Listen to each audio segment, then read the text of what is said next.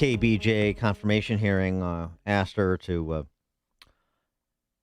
define a woman, and this is how that went. Can you provide a definition for the word woman? Can I provide a definition? Mm-hmm. No. Yeah. Oh, come on. I can't. You can't? Not in Okay. this context. So I'm not a The biologist. meaning of the word Yeah, you need to woman be a is so biologist. unclear and controversial that you can't give me a definition? Senator, in my work as a judge, what I do is I address disputes. Yeah, no, we understand what a judge does, and we also understand why she's unwilling to define a woman because she's beholden to the identitarian left. That became clear yesterday in the exchanges, both on that topic as well as on critical race theory with Ted Cruz. Defining woman, simple. Brings home the bacon, fries it up in a pan. It never lets you forget you're the man. Exactly. What's so complicated about that? I don't understand. The point that Marsha Blackburn was raising, what she mentioned specifically, was Leah Thomas and girls' sports. Cheryl Cookie, or probably, I hope the pronunciation is Kookie because it would be more apt and Dickensian. She's actually at Purdue University.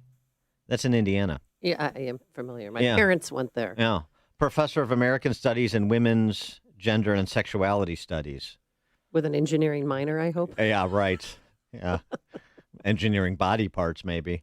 I didn't know they had that at Purdue. Leah Thomas's championship performance gives women's sports a crucial opportunity. Leah Thomas is exactly who she says she is, the Jackie Robinson of trans in sport, according to Cheryl Cookie. She should be embraced in the history of progress that sports represent and recognized as the trailblazer that she is, writes the good professor. This is a stunning argument. She makes the Braun versus Board of Education argument. If separate is not equal in the case of schools, bathrooms, restaurants, and other social institutions, can separate ever truly be equal in the case of sports?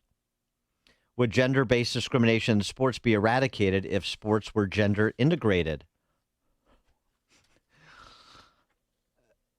And she makes the ridiculous arguments about the inconclusivity of the research on whether or not being a dude competing in women's sports gives you a physical advantage over women. But the Jackie Robinson, Braun v. Board of Education stuff is really rich, really rich.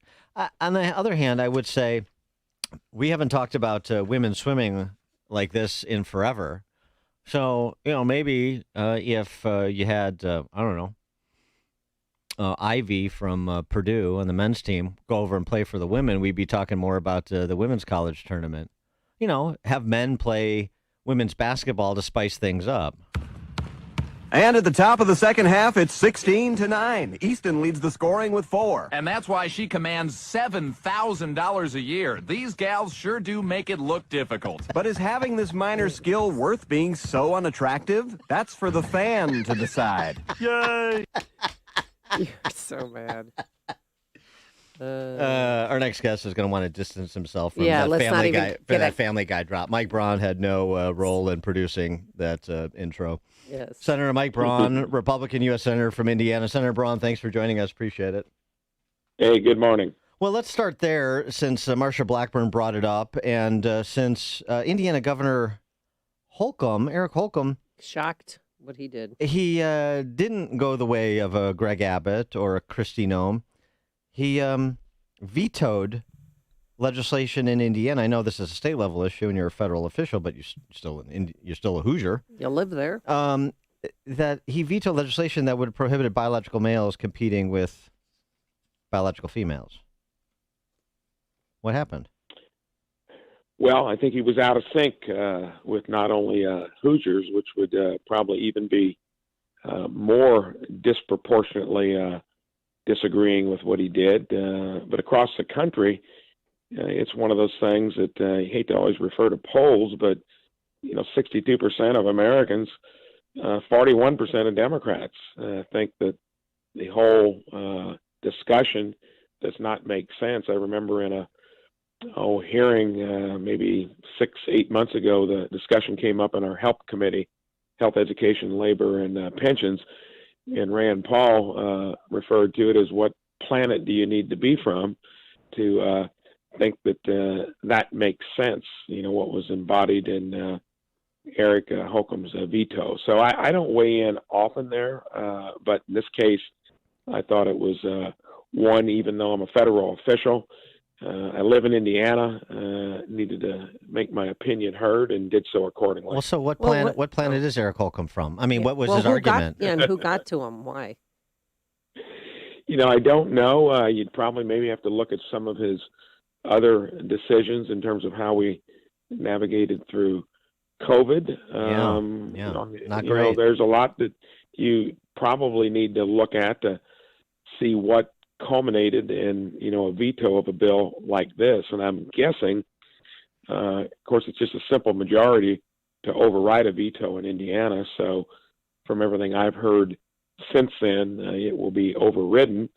And, I think then he'll hear how the legislature feels. And I'm guessing this polls 65 to 70% in a state like Indiana. It's just one of those cases where it's in overdrive, surfaces in a veto like this, and places across the country that want to do what you were talking about to some extent. Eliminate any difference between genders and have kind of the bizarre impacts of what we're dealing with currently.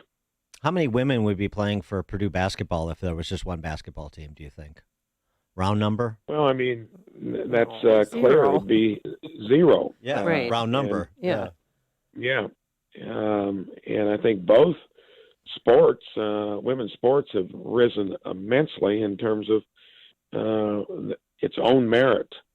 And it just becomes confusing to most people when you're not making a difference and maybe staking it out in a way that doesn't let it progress further, which I'm sure it will in some states. Yeah, I mean, it robs female athletes of a chance to compete. And that's, Exactly. the problem. It takes away playing time from them or even them making the team. Yeah, now all your records, all your information would have to be full of asterisks, I guess, to clarify what that was about. Well, it's So, it's also something too, and I mean, let's pull back and talk about some of the larger issues that this is illustrative of.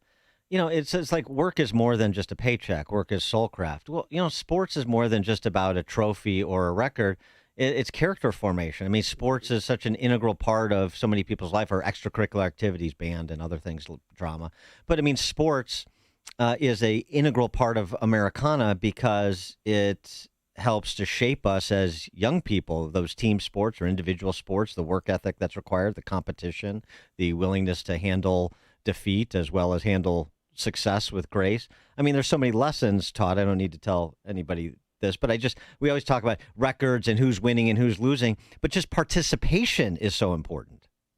yeah, and from the normal individual, that's what it's going to be about: participation and being part of a team, character building, hard work, and then you complicate it with issues like this that one could hardly imagine that you'd be dealing with it just a few years ago. And that, to me, is kind of emblematic of the hard progressive point of view that wants to tip all that stuff upside down and, believe they can make the case to do it. It doesn't make sense. Well, and Eric Holcomb is emblematic of the sort of surrender Republican who snatches defeat from the jaws of victory. He may coast when it comes to being governor of Indiana, but with respect to these cultural issues, if Republicans punt on this or just try to bury their heads in the sand like they've done before, I'm not saying you, but obviously you're going the other way. You've made a statement that you don't normally make about state politics, which is good. Yep. But you have to embrace, not just embrace, but you have to pick up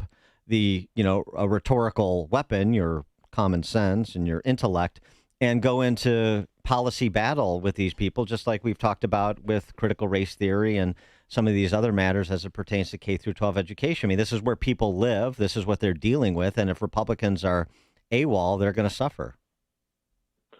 That's true. And you got to remember the other side. They're political enterprisers. They're generally faster footed than we are. They take moments of opportunity like they seized with navigating through COVID and, do all kinds of things to embed that point of view in the legislation, spend money, like it's going out of style. And we generally react and hardly ever undo anything, which is disappointing as well. So the other side plays the game much differently. And just one more point on this, too, because it's pertinent and it's not talked about enough. When you have professors like that Purdue University professor and media celebrating Leah Thomas, and I don't mean to attack him and all that stuff, but celebrating him, what does that do? It has an impact. It has a cultural impact. A report out yesterday, the Daily Mail, the list of adolescents seeking gender change treatment procedures in the UK increased by 20% during the lockdowns during COVID. Really? 20% increase. So where's that coming from? That's part of what there was research on before it was spiked at Braun University. The social contagion aspect of it. People see things that are celebrated and they want to do things so that they can be celebrated. Some, children are susceptible to these sorts of things. And so there's this cultural impact that we don't talk about that extends beyond the individual athlete or the individual controversy du jour. No doubt about it. And the advocacy that goes along with it in windows like we've just come through. Also goes back to what the other side of the aisle, progressive left, they're going to seize the moment and run with it in places that you never imagined would be up for discussion. And that, again, is where, in this case, I thought it was worth making a statement for the very reason we've discussed. Otherwise, it starts getting woven into what people think, well, maybe people aren't speaking up, maybe it's okay. And in this case, I think otherwise. Senator Braun, let's move over to the Ukrainian-Russian war. Are you for or against a no-fly zone? So I've been clear from the get-go. I think that we got into the pickle because we projected weakness throughout the Biden administration. I think Putin was calculating all the moves from shutting down our own energy independence to how we pulled out of Afghanistan. Intel, we now know, was showing that this was going to be a fait accompli back September, October, probably even before that. What did we do? What did NATO do? Didn't do anything that projected some type of countervailing strength. I think it's crazy also to get entangled in these foreign predicaments from as far back as Vietnam to Iraq and most recently in Afghanistan. But we're playing with fewer variables because we didn't exercise the classic ounce of prevention is worth a pound of cure. So Putin's an international thug, I believe. He's taking a country by force. I think that we are enabling, I think, Ukraine, and NATO is as well, and I think resources from across the world to help them fight this battle defensively and hopefully win it in the long run. Strangling their economy. Russia's economy is the size of Florida's. It's less than half the size of Germany's, and they act like they're bigger than we are. You put the size of our economy and the EU's together, it's like 26-1. So that's where we need to exercise the leverage, but we came into the game late, and we should have been doing things more preemptively. Now we're dealing with fewer, mostly poorer options. Are some of your colleagues, the rhetoric from some of your colleagues on the Republican side, at all concerning to you in the comments in the direction of Zelensky? I mean, somebody who suspended 11 political parties, who's consolidated the media under state control. The idea that this is some democracy or that he is the leader of the free world, as Senator Kennedy said now, that we should give him a blank check, give him whatever he wants. He is invoking the spirit of Philadelphia, 1787. Ben Sass said that. I mean, you can stipulate to everything you said about Ukraine and Putin, which I do, but not be over the top about, what the state of play in Ukraine was before this invasion and who Zelensky is and was before this invasion. These are the same kind of statements and individuals that come from the neocon side of politics in D.C., and that crosses into both aisles. And whenever there are issues like this, then you have that voice being loud. And all I can tell you is when Trump was talking about NATO paying their fair share, finally Germany has decided to do that. We cannot be the policeman of the world. We're 30 trillion in debt now. We were only 18 when I got here a little over 3 years ago. There are so many reasons why that does not make sense. And yes, I think that kind of rhetoric is what catapults us into places like Afghanistan in terms of doing more than what we just went there to do. Iraq, a great example. This would be magnified by I don't know how many factors if we got drawn in that same way. And that's the kind of stuff that gets us 1 foot at a time into a larger entanglement that we need to avoid. He is Senator Mike Braun, Republican U.S. Senator from Indiana, of course. Senator Braun, thanks as always. Appreciate it. You bet. And he joined us on our turnkey.pro answer line. Before you see it on TV, share it on Facebook, or read about it in the paper. Hear it here first.